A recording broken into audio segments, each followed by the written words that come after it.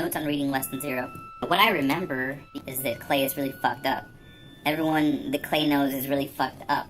He's displaced from himself, dissociated, always on the verge of panic. He recalls becoming fascinated with violence at one point, collecting newspaper clippings of murders and accidents. When they're at the movie, he says the only parts that he pays attention to are the gore scenes. He has a terrible fear, but of what it's hard to say. As the book goes on, every scene with Blair becomes more and more hard to bear.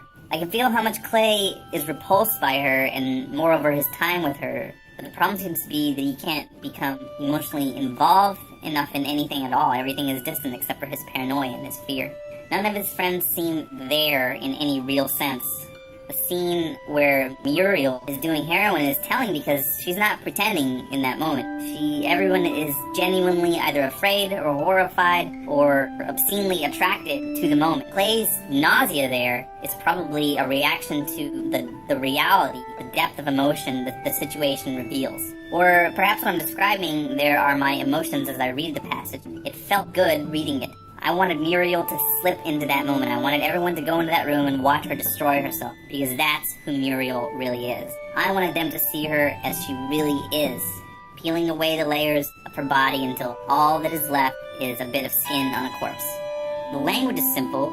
Each scene seems disjointed from every other but complete in itself, and the scenes are chosen in a way that drives the narrative towards something definite, painful, frightening, inevitable. Clay's memories of childhood events with Julian reveal something. One source of his nausea, his sickening fear.